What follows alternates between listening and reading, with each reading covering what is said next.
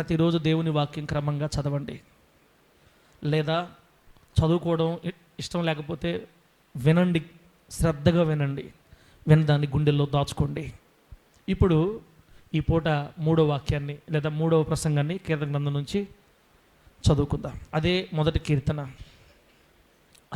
కీర్తన. కీర్తన గ్రంథం మొదటి కీర్తన 4వ వచనం నుండి చివరి దాకా చదువుదాం. ఇదే ఈ అధ్యాయం యొక్క లాస్ట్ ప్రసంగం. కీర్తనల గ్రంథం మొదటి కీర్తన 4 నుంచి 6 వరకు. దుష్టులు అలాగునుండక గాలి చెదరగొట్టు పొట్టువలే నుందురు. కాబట్టి న్యాయ విమర్శలో దుష్టులను, నీతిమంతుల సభలో పాపులను నిలువరు. నీతిమంతుల మార్గం యెహోవాకు తెలియను, దుష్టుల మార్గము నాశనమునకు నడుపును. చదివిన ఈ వాక్యాన్ని మనందరికీ అర్థమగునట్లు బోధించి వాక్యానుసారంగా బ్రతికే కృప దేవుడు మనందరికీ అనుగ్రహించి వర్ధిల్ల చేయును గాక.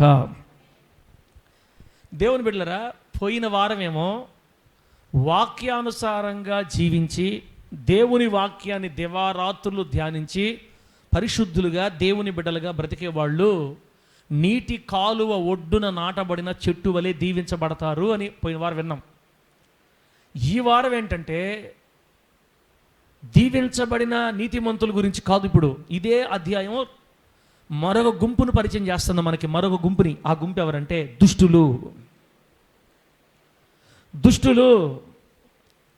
దుష్టులు అలాగునుండక గాలి చెదరగొట్టు పొట్టు వలె. దుష్టులు అలాగునుండక గాలి చెదరగొట్టు పొట్టు వలె ఉందురు అని రాయబడింది. కీర్తనల గ్రంథం మొదటి కీర్తనలో దేవుడు మనకి దుష్టులను గురించి కూడా కొన్ని విషయాలు చెప్తున్నాడు. ఏంటి ప్రభువా దుష్టుల గురించి అంటే, ఈ భూలోకంలో దుష్టులుగా జీవించాలని మనం అనుకుంటే, దుష్టత్వంలో బ్రతకాలి అని మనం అనుకుంటే, మనం ఒకటి గుర్తుపెట్టుకో ఉండాలి, పొట్టు లాంటి వారిగా మారిపోతాం చివరికి. పొట్టు తెలుసు కదా, పంట అయిపోయిన తర్వాత ధాన్యాన్ని నూర్చిన తర్వాత, ధాన్యం సిద్ధం చేసిన తర్వాత ఒకసారి తూర్పారబడతారు, పొలాల్లో తూర్పారబడతారు. మీకు తెలుసు కదా, మీకు అలవాటే. ధాన్యాన్ని పొలాల్లో తూర్పారబడుతున్నప్పుడు గట్టి గింజలేమో దూరం పడతాయి, కింద పడతాయి, తల్లి దగ్గర పడతాయి, కింద పడతాయి గట్టి గింజలు. పొట్టు ఉందనుకోండి, ఏమవుద్దన్న గాలికి ఎగిరిపోద్ది. గాలి ఏ పక్కకి ఇసిరితే ఆ పక్కకి లేసిపోద్ది అనమాట. మంచి దానిలో నుంచి పొట్టుని వేరు చేయడానికి తూర్పారబడతారు. ఇప్పుడు దేవుడు అంటాడు, ఈ భూలోకంలో దుష్టులుగా బ్రతకాలి అనుకుంటే, దుష్టత్వంలో జీవించాలనుకుంటే వాళ్ళు ఎట్టి పరిస్థితుల్లో ఆశీర్వాదకరంగా గట్టి ధాన్యంగా ఉండలేరు. కానీ రాను రాను రాను వారు గాలికి ఎగిరిపోయే పొట్టు వంటి వారిగా మారిపోతారు అని చెప్పింది వాక్యం. తర్వాత 6వ వచనంలో ఏముందంటే, దుష్టుల మార్గం నాశనమునకు నడుపును అని రాయబడింది. దుష్టుల మార్గంలో చివరికి నాశనమే. దుష్టత్వంలో జీవిస్తున్న ప్రజల యొక్క అంతం నాశనం. బిడ్డారా, ఇంతకీ దుష్టులు అంటే ఎవరు పాస్టర్ గారు? పోయినసారి దేవుని వాక్యంలో ధ్యానించే వాళ్ళు ఆశీర్వదించబడిన వాళ్ళని చెప్పారు, మంచిదే. దుష్టులంటే ఎవరంటే సృష్టికర్త అయిన దేవుణ్ణి విసర్జించి, ఏ దేవుణ్ణి? సృష్టికర్త అయిన దేవుణ్ణి విసర్జించి దేవుని వాక్యాన్ని నిర్లక్ష్యం చేసి, ఎవరైనా కావచ్చు, ఎవరైనా సృష్టికర్త అయిన దేవుణ్ణి విసర్జించి దేవుని వాక్యాన్ని నిర్లక్ష్యం చేసి పాపాత్ముల అడుగు జాడలలో నడుచుచు దేవుని చిత్తానికి, దేవుని ఇష్టానికి విరుద్ధంగా బ్రతికే వాళ్ళందరూ దుష్టులే. ఈ చుట్టుపక్కల ఉన్న వాళ్ళ దగ్గరికి దేవుని వాక్యం ప్రతి వారం వెళ్తుంది, అవునా కాదన్నా? ప్రతి ఆదివారం ఇక్కడి నుంచి బాక్స్లో చుట్టుపక్కల వాళ్ళకి దేవుని వాక్యం వెళ్తుంది. కొంతమంది అనుకుంటారు, ఎందుడా మాకు ఈ కర్మ, మాకెందుకు ఇస్తారా, అసలు మా మధ్యలో పడిందని కొంతమంది బాధపడుతుంటారు. అసలు యేసు ప్రభు మాట చెవులోకి వచ్చిందంటే చెవులు మూసేసుకొని ఏదో పాపం జరిగిపోయినట్టుగా అనుకుంటారు. దేవుని వాక్యం వాళ్ళ దగ్గరికి వెళ్తుంది, కానీ నిర్లక్ష్యం చేస్తున్నారు, వద్దు అని తోసేస్తున్నారు. సృష్టికర్త అయిన దేవుణ్ణి గురించిన మాట వాళ్ళ దగ్గరికి వెళ్తున్నా కూడా దేవుణ్ణి విసర్జించేశారు. అందరికీ తెలుసు, సృష్టికర్త అయిన దేవుడి గురించి తెలియదని చెప్పడానికి లే, అందరికీ తెలుసు. ఎందుకు తెలుస్తుందంటే ఒక్కసారి ఆకాశాన్ని గురించి ఆలోచిస్తే అంట దేవుని గురించిన జ్ఞానం మనిషికి ఆటోమేటిక్గా కలుగుతుందంట. దేవుడికి స్తోత్రం కలుగునుగాక. ఇప్పుడు క్రమంగా సూర్యుడు 6 గంటలకి ఉదయిస్తున్నాడు, సాయంత్రం 6 గంటలకి అస్తమిస్తున్నాడు, మళ్ళీ రేపు పొద్దున కరెక్ట్గా 6 గంటలకి ఉదయిస్తున్నాడు. ఎవరు చెప్పారు ఈ సిస్టమ్? కొంతమంది అంటారు దానికి అదే కలిగిందని, దానికి అదే అట్లా కలిగింది, అంతే అట్లా కలిగింది. అట్ట కలగదు నాయన భాషాబాయ్, అట్ట కలగదు. ఎవరన్నా సెట్ చేస్తే తప్ప టైం టు టైం కరెక్ట్గా 15 రోజులు పౌర్ణమి, 15 రోజులు అమావాస్య, 15 రోజులకి చంద్రుడు నిండుగా ఉంటాడు, తిరిగి మళ్ళీ 15 రోజులకి పూర్తిగా. ఇది నెల ఈ పౌర్ణమి అమావాస్యలను బట్టి ఋతువులు కలుగుతున్నాయి, చంద్రుని బట్టి ఋతువులు ఏర్పడుతున్నాయి.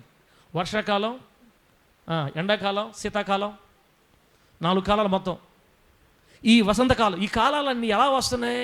ప్రతి సంవత్సరం క్రమంగా ఎలా వస్తున్నాయి? నైరుతి ఋతుపవనాలు వేస్తున్నాయని చెప్తారు. ఈ నైరుతి ఋతుపవనాలు ఎవరు తయారు చేశారు? ఇదంతా ఎవరు? దానికి అదే కలిగిందంటే సైతానిక బేటా మాటలయ్యి. ఈ ఆకాశ నక్షత్రాలు రాత్రిపూట చూసినప్పుడు ఇన్ని కోట్ల నక్షత్రాలు ఎలా సెట్ చేశారు? అవి భూమి కంటే చాలా రెట్లు పెద్దవన్నమాట. నక్షత్రాలు భూమి కంటే, మన భూమి కంటే చాలా రెట్లు పెద్దవి. సూర్యుడు, చంద్రుడు, కోట్లాది కోట్ల నక్షత్రాలు, మహా విశాల విశ్వం, సముద్రం, అందులోని చేపలు, అన్ని నీళ్లు ఉన్నాయి కదా. అసలు ఇసుకని దాటి రావట్లేదండి. అసలు సముద్రానికి ఇసుక ఉంటుంది కదా, అడ్డు సముద్రం ఒడ్డు, ఆ ఒడ్డు దాటి రావట్లేదండి నీళ్లు. కొంతమంది అన్నారు దానికి అదే కలిగిందిలే. నోరుమై సైతానిక బేట, దానికి అదే కలగదు. బైబిల్ ఏం రాయబడిందంటే సముద్రానికి ఇసుకను సరిహద్దుగా వేశాడంట దేవుడు. దేవునికి స్తోత్రం కలుగునుగాక. ఇర్మియా గ్రంథంలో ఉంటుంది మాట, సముద్రానికి ఇసుకని సరిహద్దుగా వేశాడు దేవుడు. ఆ ఒడ్డు తగలగానే వెనక్కి వెళ్ళిపోతాయి నీళ్ళు, అంతే. మీకు ఒక విషయం తెలుసా? భూమి మీద 75% నీళ్లు ఉన్నాయి. ఎన్ని పర్సెంట్? 75% నీళ్లు, 25% మాత్రమే భూమి ఉండేది, నేల. నీళ్ళు ఎక్కువ ఉన్నాయా, నేల ఎక్కువ ఉందా? నీళ్ళే ఎక్కువ ఉన్నాయి. అటు అన్నాడు అనుకో, సర్వాంతర్యామి సమర్పయామి జలప్రళయామి, అంతే. ఇంకా మొత్తం అవుట్. ఒకటే రోజు రాత్రి బాప్తిసం, రక్షణ, మారు మనసు, మరణము, పరలోకం కూడా జరిగిపోద్ది. 75% నీళ్లు, 25% నేలను ఆక్రమించడం ఎంత? కానీ దేవుడు మేర ఏర్పరిచాడంట. మేర, హద్దులు ఏర్పరిచాడు సముద్రానికి, దాటి రాకూడదు. వీటన్నిటి గురించి ఆలోచిస్తున్నప్పుడు దేవుడు ఉన్నాడని మనకే కాదు, భూమి మీద మనిషి పుట్టిన ఏ ఒక్కడికైనా అర్థమవుతుంది. కానీ కొందరు ఏమంటారంటే ఆ ఒక్క దేవుడే ఈ దేవుడు, ఆ ఒక్క దేవుడే ఆ దేవుడు, ఆ ఒక్క దేవుడే ఈ దేవుడని దేవునికి చెందవలసిన మహిమని బిడ్డలారా విగ్రహాలకు అర్పిస్తున్నారు చాలామంది మనుషులు. ప్రభు చెప్తున్నాడు, అలా నాకు రావలసిన మహిమని నేను విగ్రహములకు చెందనిచ్చేవాడిని కాదు అని చెప్పింది బైబిల్లో. దేవునికి ఇవ్వాల్సిన మహిమని విగ్రహాలకు చెందేటట్టు చేస్తే రోషం వస్తుంది, ఆయన కోపం వస్తుంది ఆయనకి. ఇట్లాంటి వాళ్ళందరిని ఏమంటారంటే దుష్టులు. ఎప్పుడైతే దేవుని భయం ఉండదో విచ్చలవిడి కార్యాలకు అలవాటు పడిపోతారు. ఎప్పుడైతే దేవుని భయం మనిషి గుండెలో ఉండదో పాపిష్టి కార్యాలకు అలవాటు పడిపోతారు. దుష్టులు అంటే సృష్టికర్త అయిన దేవుణ్ణి విసర్జించి దేవుని వాక్యాన్ని నిర్లక్ష్యం చేసి పాపాత్ముల అడుగు జాడలలో నడుస్తూ దేవుని ఇష్టానికి విరుద్ధంగా బ్రతికే ఎవడైనా కూడా, వాడు ఎంత కోటీశ్వరుడైనా, ఎంత లక్షాధికారి అయినా, ఎంత ధనికుడైనా, దరిద్రుడైనా, పేదవాడైనా, ఎవరైనా దుష్టులే. ఇటువంటి దుష్టులకి దేవుని వాక్యం చెప్తుంది, వీరు గాలికి ఎగిరిపోయే పొట్టు లాంటి వారు, గాలి చెదరగొట్టే పొట్టు లాంటి వాళ్ళు. స్థిరంగా ఆశీర్వాదం ఉండదు వాళ్ళకి. చివరికి వాళ్ళ జీవితం నాశనంతో ముగించబడిపోద్ది. భూమి మీద కూడా నాశనం అనుభవిస్తారు, మరణం తర్వాత కూడా మహాభయంకరమైన నిత్య నాశనాన్ని కూడా వాళ్ళు అనుభవిస్తారు. అటువంటి దుష్టుల జాబితాలో నుండి నిన్ను నన్ను పిలుచుకొని తన రక్తము చేత కడిగి పవిత్రపరచి పరిశుద్ధతనిచ్చి ఆయన బిడ్డలుగా స్వీకరించి నీతిమంతులుగా విమోచించి ఆయన సన్నిధిలో నిలబెట్టినందుకు మనం ఆయనకి ఏమి చిరుణం తీర్చగలం? ఆ పాపాత్మల జాబితాలో నుండి, దుష్టుల జాబితాలో నుండి బయటికి లాగి బాప్తిస్మం ద్వారా మనల్ని శుద్ధి చేసి పాప క్షమాపణ అనుగ్రహించి ఈరోజు ఆయన సన్నిధిలో నిలబెట్టాడే. ఇప్పుడు చచ్చిపోయినా పరలోకం వెళ్ళిపోతాం యేసు నామములో. మనం అందరం ఆమేన్ చెప్పు గట్టిగా. నువ్వు నిజంగా యేసుని ఎరిగిన వ్యక్తివైతే, యేసు క్రీస్తు నా దేవుడని నిజంగా నువ్వు ఒప్పుకున్నట్లయితే ఇప్పుడు చచ్చిపోయిన పరలోకం వెళ్ళిపోతాం అంతే. కాకపోతే కిరీటాలు రావు, బహుమతులు ఉండవు, మెప్పు ఉండదు, ఘనత ఉండదు, అది ఓకే. సరే పనిండి, ఏం చేద్దాం. కానీ నరకం మాత్రం ఉండదు మనకి, దేవుని సన్నిధిలో ఉన్న మనకి. బిడ్డారా, ఒక మాట గుర్తొచ్చింది నాకు. నిన్న మొన్న కొన్ని ఫోటోలు చూస్తూ ఉన్నా, కొన్ని ఫోటోలు దేవుని బిడ్డల ఫోటోలు. ఏదో ప్రార్థనకి వెళితే వాళ్ళు ఫోటోలు పెట్టున్నారు ఫేస్బుక్లో. చూస్తా ఎవరో మీటింగ్లు జరిపిస్తున్నారని చూస్తే ఒక ఇద్దరు ఆడపిల్లలు మగపిల్లలు ఫోటోలు తీసుకున్నారు అనమాట. వాళ్ళు దూరం నుంచి ఫోటోలు తీస్తారు. నా కళ్ళు ఆడపడ్డాయంటే ఆ అమ్మాయిలు ఇద్దరు ఉన్నారు, ఆడపిల్లలు ఉన్నారు కదా, వాళ్ళిద్దరు కాళ్ళకి నల్ల దారాలు కట్టుకున్నారు ఇద్దరు. ఇది మీటింగ్కి పోయిన ఆడపిల్లలు. కాళ్ళకి ఏ దారాలు పడక నాకంటూనే పడాలా. ఈ మధ్య ఎంత ఊహి పట్టుకున్నా కూడా ఆగట్లా చెప్పాలనిపిస్తుంది. కాళ్ళకి నల్లదారాలు అన్న, అసలు మామూలుగా కాళ్ళకి నల్లదారాలు ఎందుకు కట్టుకుంటారు మీరు చెప్పండి, మీకు తెలిసి. దిష్టి తగలకుండా అంతేనా? కన్ఫర్మా? కరెక్ట్ అర్థమా? ఇప్పుడు యేసు రక్తంలో కడగబడిన వాళ్ళకి మళ్ళీ దిష్టి అంటుంది. మళ్ళీ ఇప్పుడు మనం యేసు రక్తంలో కడగబడ్డాము, ఇంకా మళ్ళీ దిష్టి ఉందన్న మనకే. అంటే వీళ్ళు నిజంగా యేసుని తెలుసుకున్నారా తెలుసుకోలేదా మనకు తెలియదు. అంత మంచి యవనస్తులు ఆడపిల్లలు బైబిల్ పట్టుకొని ఫోటోలు దిగారు, కాళ్ళకు మాత్రం నల్లదారం ఉంది. నమ్ముకుంటే నల్లదారం అన్నా నమ్ముకో, లేకపోతే దేవుణ్ణి నమ్ముకో. దేవుణ్ణి నల్లదారాన్ని నమ్మితేట దొంగలు మనలో కూడా అప్పుడప్పుడు కనపడతారేమో నాకు తెలియదు. నేనైతే నా కంటికి కనపడితే మాత్రం ఒప్పుకోను. ఇంకా నమ్ముకుంటే నల్లదారాన్ని నమ్ముకో, లేదా యేసయ్యనన్నా నమ్ముకో. యేసయ్య నల్లదారం కంటే కొన్ని కోట్ల రెట్లు గొప్పవాడు. ఆమె చెప్పండి గట్టిగా. ఆయన రక్తంలో కడగబడితే నీ చుట్టూ, బైబిల్ ఏమో తెలుసా, యెరూషలేము చుట్టూ పర్వతములు ఉన్నట్లు యెహోవా తన ప్రజల చుట్టూ నిత్యము ఉండును. యెరూషలేము చుట్టూ పర్వతాలు ఆక్రమించున్నట్లుగా దేవుడు తన ప్రజల చుట్టూ ఉంటాడు. దేవుని కాపుదల మన చుట్టూ. అగ్ని కంచె వేస్తే నల్లదారం కట్టుకుండా సైతాన్ కా బేట, నల్లదారం, ఎర్రదారం, పసుపు దారం, ఏ దారమో నాకు తెలియదు. ఇంకా తీసేయి, మర్యాదగా తీసేయి. లైవ్లో ఏంటంటావు నువ్వు కూడా తీసేయి బిడ్డరా. పొట్టులాగా మారిపోతారు, తల చివరికి గాలికి ఎగిరిపోతారు అంతే. ఉంటే అందుకే ప్రభు చెప్పాడు కదా, పసిపిల్లలు అప్పుడు చేస్తారు తెలియక. కొత్తగా దేవుళ్ళలోకి వచ్చినప్పుడు వాళ్ళకి తెలియదు. సంవత్సరం కూడా కాక అటు ఇటు అర్థం కాక ఓలాడే ఉండే వాళ్ళకి, దేవుని అనుభవం తెలియని వాళ్ళకి ఉంటాయి కొన్ని అలవాట్లు. నిదానం తెలుసుకుంటా అనుకోవచ్చు. నువ్వు వచ్చి 7-8 సంవత్సరాలు అయింది, 10 సంవత్సరాలు ఇంకా నువ్వు నల్లదారం కడుతున్నావంటే నీ మనవరాలకి, నీ కూతురికి, నీ కొడుక్కి, నీ మనవడికి నల్లదారము. ఆ తర్వాత దాని ఏమంటారు, దీన్ని మొలతాడికి ఏం కడతారు మళ్ళీ పిల్లలకి బాగలేకపోతే ఏందది ఏనా పసుపు పూసి పసుపు వేసి కడతారన్నా. ఇప్పుడు కొత్త ట్రెండ్ వచ్చింది. యేసు ప్రభు వాక్యాన్ని పేపర్లో రాసి ఆ పేపర్ పసుపు గుడ్డలో చుట్టి ఏసై వాక్యం కట్టాం. ఎస్ నోర్మై సైతాన్ కా బేట. సార్ నవ్వత తిట్టేస్తున్నావే, తిట్టాలా ఉంటే ఏసైనా గట్టిగా పట్టుకో, లేకపోతే వాక్యం రాయటం ఎందుకు, పసుపే పెట్టేసి ఇబ్బంది ఏముంది. ఎవరు ఆపుతారక్క నిన్ను చెప్పు. మారాలి. దుష్టులు గాలికి చెదరగొట్టు పొట్టు వలె ఉంటారు. పొట్టులాగా ఎగిరిపోతావు బిడ్డ. రేపు నీ బిడ్డని దేవుని చేతుల్లో పెట్టేయి. ఎంత దురాత్మ శక్తుల కట్టడైనా నా ప్రభు ఒక్క నిమిషంలో తీసేస్తాడు యేసునామములో. నా బిడ్డకయ్యా సందులు కొడతాయని కట్టుకున్నానయ్యా. సందులు కొట్టిదేంది, సందులు గొంతులు ఇట్లాంటి సందులు 1000 సందులు 1000 సందులు దేవుడు మన బిడ్డల మీదకి వచ్చినా అగ్ని కంచె ఉంది చుట్టూ. మనకి దేవుడికి స్తోత్రం కలుగునుగాక. యెరూషలేము చుట్టూ పర్వతములు ఉన్నట్లు యెహోవా నిత్యము తన ప్రజల చుట్టూ ఉంటాడని ఇంత వాగ్దానాలు. భయపడకు, నేను నీకు తోడుగా ఉన్నా, దిగులు పడద్దు, నేను నిన్ను బలపరుస్తా అని యేసయ్య మన గొంతు చించుకొని చెప్తుంటే, ముదిమి వచ్చే వరకు నిన్ను ఎత్తుకుని వాడని నేనే అని చెబితే మొలతాడికి పచ్చదారాలు, పచ్చ ముద్దలు, పచ్చగొడ్లు, కాళ్ళకి నల్లదారాలు, మెడకి ఉరి దారాలు, సున్ని ఏం కట్టుకోండి సరిపోద్ది. బిడ్డ వద్దు తల్లే వద్దు. దేవుడు చాలా బాధపడతాడు. మన బిడ్డలు ఇటు అయిపోతున్నాయి. ఎందుకు ఇట్లా ఆచారాలకు వెళ్ళిపోతున్నారు? దేనికి అట్లా వెళ్ళకూడదు. వాటిని వద్దనుకోనే వచ్చాం యేసయ్య దగ్గరికి. బాగా గుర్తుపట్టండి, దేవుని ప్రజల విధులు వేరు, దేవునిని ఎరగని ప్రజల విధులు వేరు. ఆమేనని గట్టిగా. క్రైస్తవుల విధులు వేరు, క్రీస్తును ఎరగని బిడ్డల విధులు వేరు. వాళ్ళకి తెలియదు, వాళ్ళ గ్రంథాలు అలా ఉంటాయి, వాళ్ళు చేసుకుంటారు, వాళ్ళ ఇష్టం అది. మనం ప్రభువును అనుసరించిన తర్వాత, దేవుణ్ణి పట్టుకున్న తర్వాత, దేవుణ్ణి నమ్మిన తర్వాత వాటన్నిటిలో నుంచి విడుదల పొంది బాప్తిస్మం ముందు ప్రభు దగ్గరికి వచ్చాం. మనకు ఏ సమస్య వచ్చినా ఆధారం దేవుడే. ఆమె చెప్పు గట్టిగా. ఇంకా వీలైతే దైవజనులు ప్రార్థన చేయించుకో, ఫోన్ చేసి ప్రార్థన చేయించుకో. రోషం ఉందా మోకాళ్ళు ఉంచు, కన్నీరు విడిచి నీ మనవడి మీద చేయబెట్టి ప్రార్థన చేయి. ప్రార్థన అయిపోయే లోపల దయ్యం వదిలిపోద్ది యేసు నామములో. పాస్టే ప్రార్థన చేయబోలే, నువ్వు మోకాళ్ళ నుంచి ప్రార్థన చేసి కన్నీళ్ళు విడిస్తే నువ్వు లేచే లోపల నీ మనవడు లేచాడంతే. లేలేదా ప్రార్థన చేయి, దైవజనులు ప్రార్థన చేయించుకో. ఇంకా ఇబ్బంది అయిందా సేవకులు పిలిపించి ప్రార్థన చేయించుకో, అంతే. అంతేగాని పచ్చదారాలు నల్లదార ఎర్రదార కట్టుకున్నాం అనుకో, దుష్టుల జాబితాలో మనం చేరిపోయే ప్రమాదం ఉందని దేవుని వాక్యం మనకు సెలవిస్తుంది. ప్రభు నామానికి మహిమ కలుగును గాక. గట్టిగా చెప్పండి హల్లెలూయా. బిడ్డలారా, పొట్టు యొక్క లక్షణాలు. పొట్టు గురించి చెప్తా. పొట్టు యొక్క లక్షణాలు. పొట్టుకు లక్షణాలు ఏముంటాయి పాస్టర్ గారు?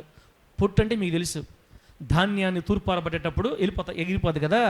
ఆ పొట్టుకు ఉన్నటువంటి లక్షణాలు చెప్తాను చూడండి. అసలు పొట్టు అంటే ఏంటంటే, ధాన్యాన్ని తూర్పారబట్టినప్పుడు గాలి ద్వారా తొలగించబడే అసంపూర్ణమైన ధాన్యం, లేదా పనికిరాని ధాన్యపు పిప్పి, పనికిరాని ధాన్యపు గింజలు అన్నమాట. దాంట్లో బియ్యం ఉండదు, పైకి మొత్తం పైన తొక్కే ఉంటుంది. అసంపూర్ణంగా ఎదగలాది, అది ఎదగకుండా ఉంది కాబట్టి అది పొట్టులకు మారిపోయింది. ఈ పొట్టుకున్న లక్షణాలు ఎందుకు చెప్తున్నానంటే, దేవుడు ఈ రోజున దుష్టుల్ని పొట్టుతో పోల్చాడు.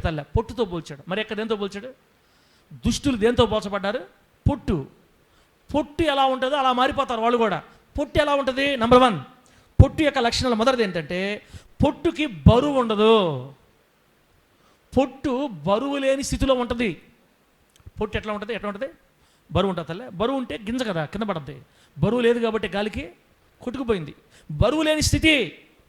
ఈ భూలోకంలో దేవుని సన్నిధిలో ఉన్నవాళ్ళైనా, దేవుని ఎరగైన అనిజనులైనా, ఎవరైనా ఒకవేళ దుష్టత్వంలో ఉంటే వాళ్ళు బరువు లేని స్థితిలోకి వెళ్ళిపోతారు. అంటే సమాజంలో ఒక విలువ, గౌరవము, కీర్తి, ఘనత, ఆశీర్వాదము, క్షేమము లేనటువంటి ఒక బిడ్డరా, కుక్క బతుకుతుంది ఈడు బతుకుతున్నాడు రా అనేటువంటి జీవన శైలిలోకి మార్చబడిపోతారు దుష్టులు రాను రాను.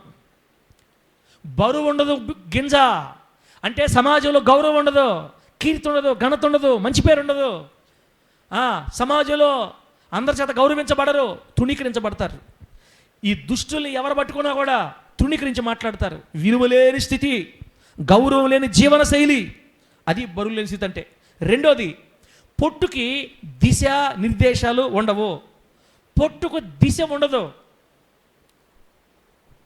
బిళ్ళరా, దిశ ఉండదంటే గాలి ఈ పక్క గీసిందనుకో ఈ పక్క కొట్టుకోపోద్ది, గాలి ఈ పక్క గీసిందనుకో ఈ పక్క కొట్టుకోపోద్ది, వెనక్కి గీసిందనుకో వెనక్కు. అది ఒక దిక్కుకు ప్రయాణం చేయదు, ఒక దిక్కులో ఉండదు, గట్టిగా ఉండదు. ఎటు గాలి వీస్తే దిశ లేనిది. పొట్టుకి దిశ లేదు, దిశ ఉండదన్నమాట.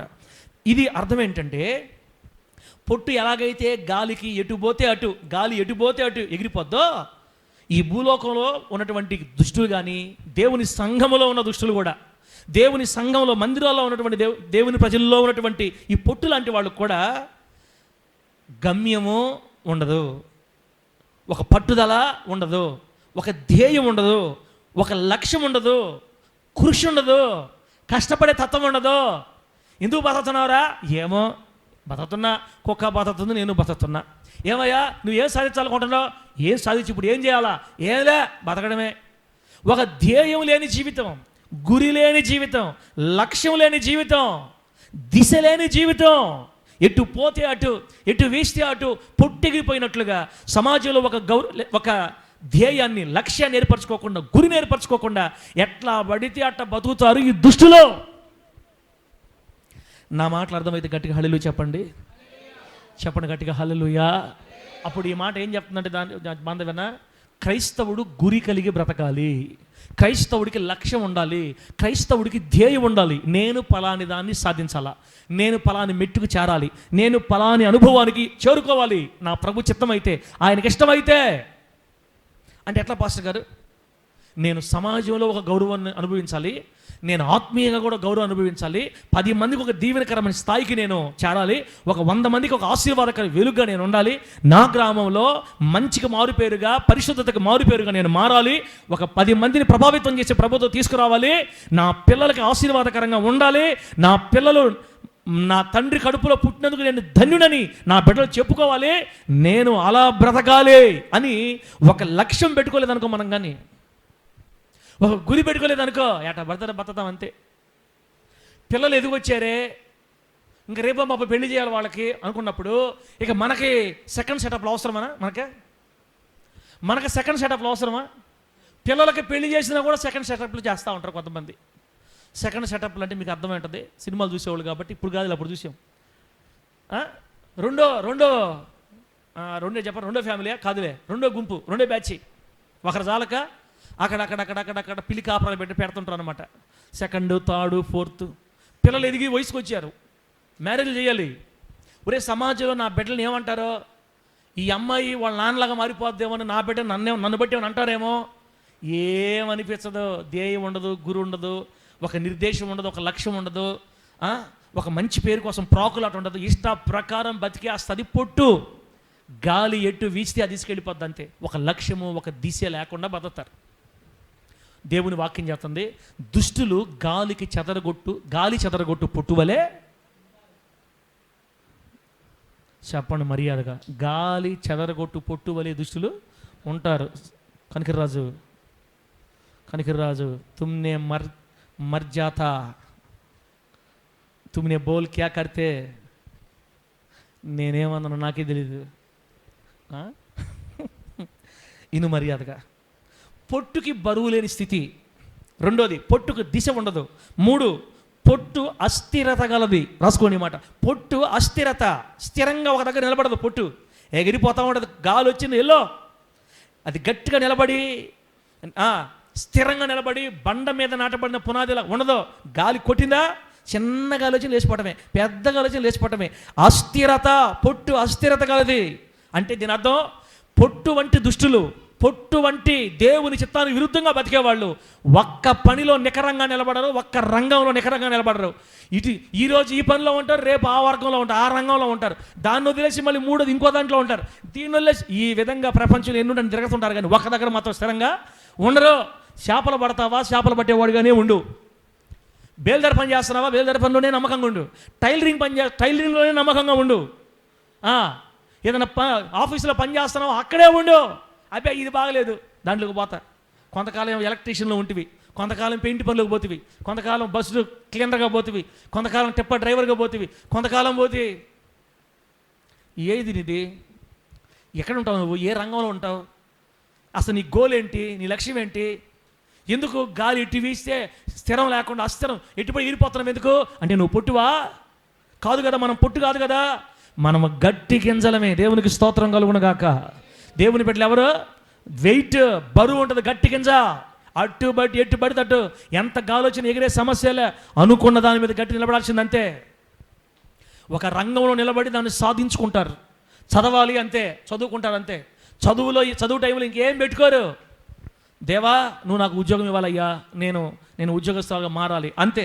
గురి పెట్టుకొని ప్రభు మీద ఆధారపడి చదువుకుంటారు, సాధించుకుంటారు. పొట్టుకి అస్థిరత, ఏ రంగంలో స్థిరంగా నిలబడలేక అటు ఇటు ఎగిరిపోయేవాళ్ళు అనమాట. లాస్ట్ మాట, పొట్టు త్వరగా కాలిపోద్ది. అబ్బా పొట్టు త్వరగా నిప్పు పెట్టు, కాలుతలే పొట్ట ఈజీగా. పొట్టు త్వరగా కాలిపోయే స్వభావం కలిగింది. అంటే దుష్టులు త్వరగా నాశనం అయిపోతారు. దుష్టులు నాశనం అవడానికి లేట్ కూడా ఉండదు, త్వరగా నాశనం అయిపోతారు.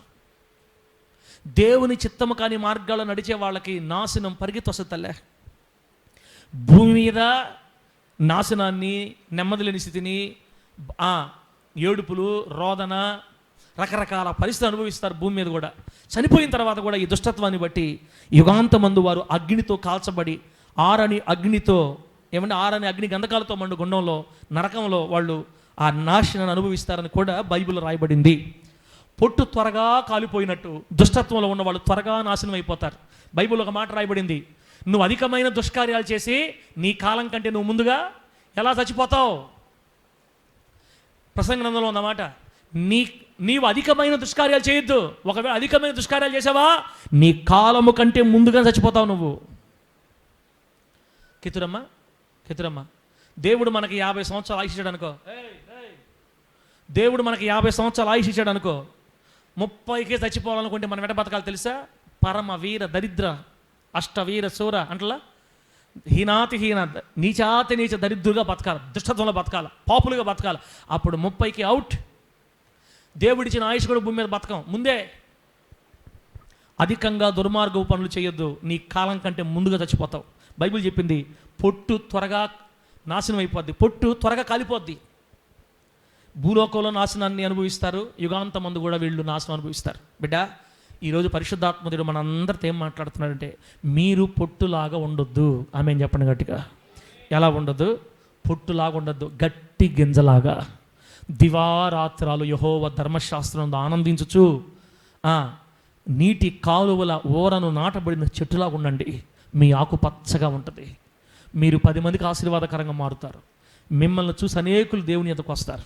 మనం ఆశీర్వాదానికి వారసులమి, శాపానికి వారసులం కాదు. దేవుడు మనల్ని పిలిచింది నాశనం చేయడానికి కాదు, దేవుడు మనల్ని పిలిచింది ఆశీర్వదించడానికి. దేవునికి స్తోత్రం కలుగునగాక. మనము దేవుని సంతానం. నాశనం అవుతామా? దీవించబడతామా? దేవుని సంతానం దీవించబడతారా? నాశనం అయిపోతారా? దీవించబడతారు. మనల్ని దీవించడానికి దేవుడు పిలిచాడు. అయితే ఎప్పుడు దివారాత్రములు దేవుని వాక్యం మీద ఆశ కలిగి, భక్తి కలిగి, పరిశుద్ధత కలిగి, దేవుని కోసం నడుం కట్టుకొని సకల మానవుల విధులకు దూరమై నీవు దేవుని కోసం రోషంగా నడుం కట్టుకొని నిలబడ్డప్పుడు ఆశీర్వాదాలన్నీ నీ పక్షం అవుతాయి. అలా కాకుండా నల్లదారాలు కట్టుకుంటా, ఎర్రదారాలు కట్టుకుంటా, పసుపు దారాలు కట్టుకుంటా, చల్లగా అటు ఇటు చూసి ఈ మధ్య అక్క ఏంటంటే యాపాకు తీసుకొని వచ్చి కొట్టింది మన బిడ్డలకి, మన వాళ్ళకి యాపాకు తీసుకొచ్చి కొట్టింది. దేవుడు బిడ్డ జోసఫ్ అని ఏ ఆకు? యాపాకు. మీకు తెలీదా?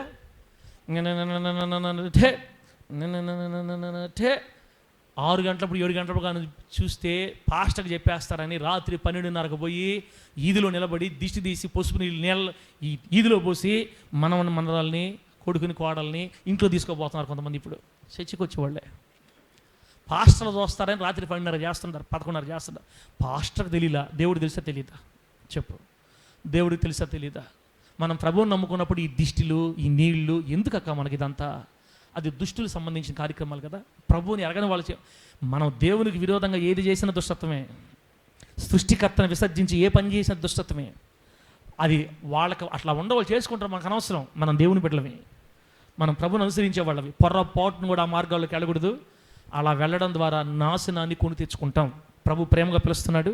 ఒకవేళ చిన్న పొరపాట్లు ఉన్నా ఇప్పుడే వదిలేసి ప్రభువుని క్షమాపణ అడిగి కడగబడి పరిశుద్ధపరచబడి ఇక మీద నుంచి గట్టిగా తీర్మానం చేసుకొని గాలి చెదరగొట్టు పొట్టులా కాకుండా బలమైన గింజల వలె ఈ నీటి కాలువలో ఒడ్డున నాటబడిన చెట్టులాగా దేవుడు మనల్ని అందరిని ఆశీర్వదించి వర్ధిల్ల చేయును గాక. గట్టిగా చెప్పండి హల్లెలూయా. చెప్పండి గట్టిగా హల్లెలూయానే. బిడ్డలారా, ఇప్పుడు పొట్టు గురించి నేను బాగా చెప్పాను మీకు. మందిరంలో కూడా పొట్టు ఉందంటారు సార్ మీరు. మందిరంలో కూడా పొట్టు ఉందంటున్నారే, మందిరంలో పొట్టు ఎందుకు ఉంటుంది? చర్చిలోకి వచ్చేవాళ్ళు దేవుని బిడ్డలు కదా, దేవుని బిడ్డలో కూడా పొట్టు ఉంటుందా? ఉంటుంది. దేవుని మందిరాల్లో కూడా పొట్టు లాంటి మనుషులు ఉంటారా? ఉంటారు. ఎలాగా?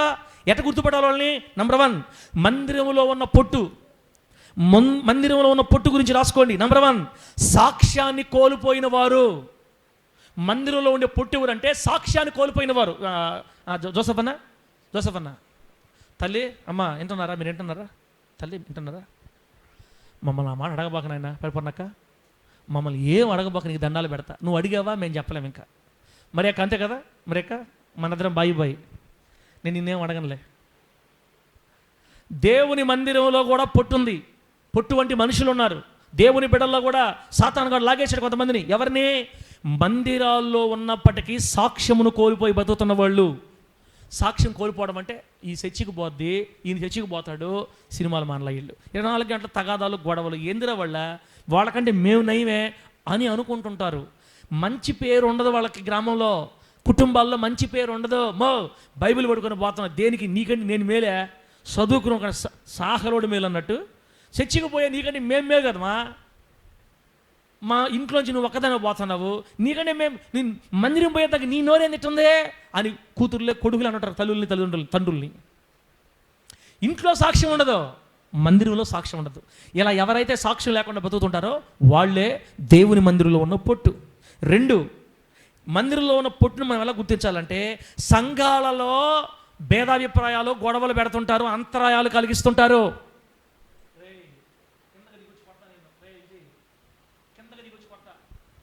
సంఘాల్లో గొడవలు పెడుతుంటారు, అంతరాయాలు కలిగిస్తుంటారు. పాస్టర్కి 24 గంటలు ఏడుపు తెప్పిస్తుంటారు. వాళ్ళంటే వీళ్ళకి పడదు, వీళ్ళంటే కరుణక్క చెప్పు కరుణక్క చెప్పు వీళ్ళంటే వాళ్ళకే, వాళ్ళంటే వీళ్ళకే పడదు. వీళ్ళ మీద వాళ్ళ అబద్ధాలు, వాళ్ళ మీద వీళ్ళ అబద్ధాలు, 24 గంటలు తగులే తంటాలే. అక్క ఒకప్పుడు తెలిగి చేసాం, ఇప్పుడు ఇంకా చేయకపోతే ఎట్లా, నేర్చుకోకపోతే ఎట్లాగా? సంఘములో ఉన్న పొట్టు సంఘానికి ఇబ్బందికరంగా మారుతుంది. సంఘాల్లో తగాదాలు తీసుకొని వస్తారు, ఇబ్బంది. కాబట్టి ఇటువంటి మనస్సాక్షి కూడా మనలో లేకుండా మనం జాగ్రత్త పడాలి. 2 చెప్పే ఇప్పుడు. 1 సాక్ష్యం కోల్పోయిన వారు, 2 సంఘాల్లో అంతరాయాలు కలిగించేవాళ్ళు, 3 సంఘంలో పొట్టేవారంటే నాయకత్వంపై తిరగబడేవాళ్ళు. సంఘ నాయకత్వంపై తిరగబడేవాళ్ళు అంటే అర్థం ఏంటంటే దైవజనులకి తిరగబడతారనమాట. దైవజనులకి ఎదురు తిరుగుతారు. పాస్టర్ మీద దండోరేస్తారు, టింగ్ డెక్క చెక్ ఇస్రాయేలు పాస్టర్ సంగతి చెబుతా, టింగ్ డెక్క ఇంక తిరుగుతా ఉంటారు, డ్రమ్ము కొడతా.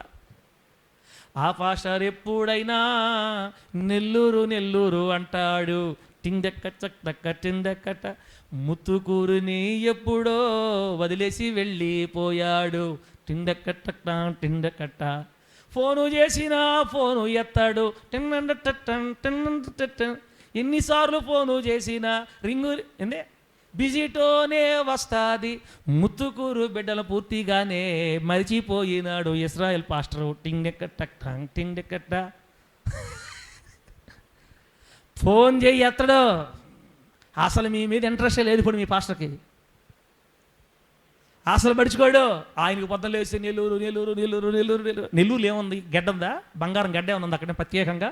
ముత్తుకూరులో లేని గడ్డ నెల్లూరులో ఉందమ్మా. ఎందుకు పోయావు నెల్లూరుకి? ఇంతకంటే బలమైన పరిచర్య నెల్లూరులో జరగాలని వెళ్ళాం. ఆమె చెప్పండి గట్టిగా.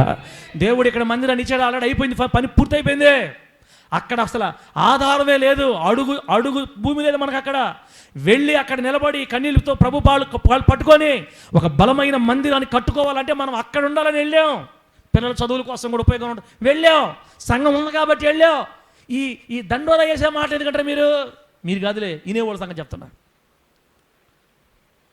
ఫోను ఎత్తాడు, మాట్లాడాడు, ప్రార్థన చేయమంటే పాస్టమ్మకి ఇస్తాడు. ఈ మధ్య అసలు మనకు ప్రార్థన చేయట్లేదు, అసలు సారగ చేయటం కంటే పాస్టమ్మ చేయటం మేలు. ఎన్నిసార్లు ఫోన్ చేసినా పాస్టమ్మ ఎత్తది, అసలు మనల్ని పట్టించుకోడు. టింగ్ కనికిరి రాజు నవ్వుతున్నాడంటే కనికిరి రాజు కూడా బాధ్యుడు అంటున్నాడు ఈ మధ్యకాలంలో.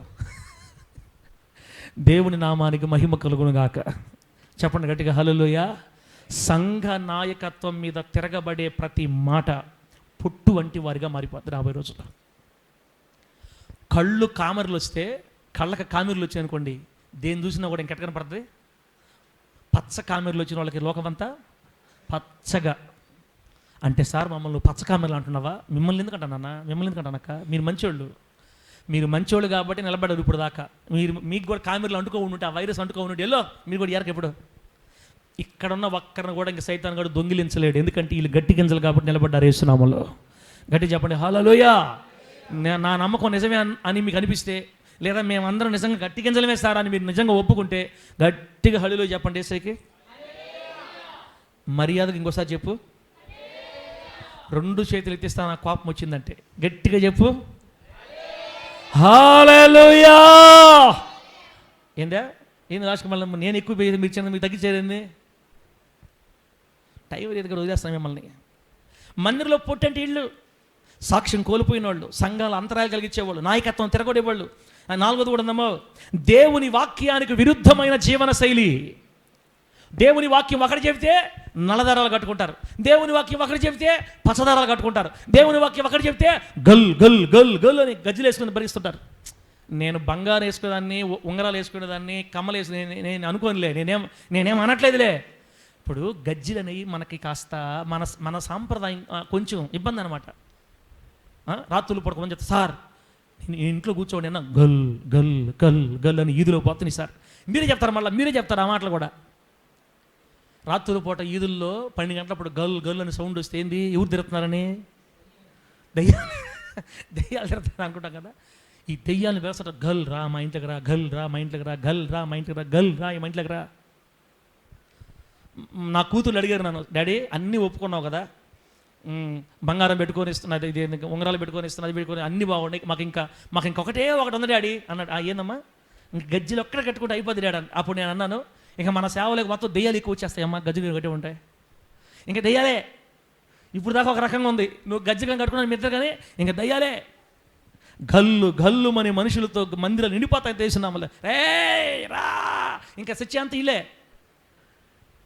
ముగ్గులేసే ఇంట్లో అయినా, గజ్జలు కట్టుకుని ఇంట్లోనే దయ్యాలు ఎక్కువ ఉంటాయంట. మాంత్రికులు చెప్తున్నారు, ఈ మాట ఏనండి. ముగ్గులు ఎక్కువగా వేసుకుని ఇళ్లలో కానీ, గజ్జలు ఎక్కువ పెద్ద పెద్ద గజ్జలు వేసుకొని, గొలుసులు వేసుకొని గల్లు గల్లు అని సౌండ్ చేసే వాళ్ళ ఇళ్లలో కానీ పిలవని పేరెంటల్లా వచ్చేస్తాయి దయ్యాలు. అది నేను విన్నాను కాబట్టి ఫస్ట్ నుంచి కూతురులుగా ఒక్కటి నేను ఇవ్వాల. అమ్మా, నా ఇంట్లో ఉండి నా ఆధీనంలో ఉన్నంత వరకు మీకు గజ్జులే. రేపు మీరు పెళ్లి చేసుకొని దెయ్యాలు తెచ్చుకోవాలి కూడా అప్పుడు కట్టుకోండి, నాకు అనవసరం. అప్పుడు నా దగ్గర ఉండరు కాబట్టి అప్పుడు మీ ఇష్టం, కట్టుకోండి, దెయ్యాలు తెచ్చుకోండి, ఇవ్వదులే. అప్పుడు నేను ఆ మాట చెప్పిన దానికి థ్యాంక్ యూ డాడీ అని నా పిల్లలు నన్నేం అనలేదులే. సైతాను వీడికి పుట్టేమ్మను, ఈ కడుపులో పుట్టేమ్మనం, ఛీ వాళ్ళు చేటుండారో వీళ్ళు చేటుండారో అని అనుకున్నారో, లేకపోతే అర్థం చేసుకోవాలి. ఆ వయసు వాళ్ళకి అర్థం కాదు, మనకు తెలుసుద్ది. దేవుని వాక్యానికి విరుద్ధమైన జీవన శైలి కలిగిన వాళ్ళు మందిరంలోని పొట్టు లాంటి వాళ్ళని వాక్యం సెలవిస్తుంది. బిడ్డారా, ఇంతవరకు అర్థమైందని గట్టిగా హల్లెలూయా చెప్పండి ఒకసారి. చెప్పండి గట్టిగా హల్లెలూయా. దుష్టులు గాలి చెదరగొట్టు పొట్టు వలె ఉంటారని దేవుని వాక్యం సెలవిచ్చింది. ఈ రోజు నుంచి అయినా చిన్న చిన్న పొరపాట్లను నీవు నేను యేసయ్య కోసం నమ్మకంగా జీవించి ఆయన సన్నిధిలో యథార్థంగా మనం బ్రతుకుదుము గాక. చెప్తాం గట్టిగా హల్లెలూయా. బిడ్డలారా, ఒక చిన్న పలవ పడతా, అప్పుడు నీకు కొంచెం ఇంకొక 5-10 నిమిషాలు నేను ముగించేస్తా. ఇప్పుడు దాకా మనం మరి దుష్టులు అంటే ఎవరు, మరి మందిరంలో ఉండేవాళ్ళు ఎట్లుంటారు అన్నీ నేర్చుకున్నాం కదా. ఇప్పుడు బైబిల్లో కొంతమంది దుష్టులు పొట్టు లాంటి మనుషులు కనపడతారు.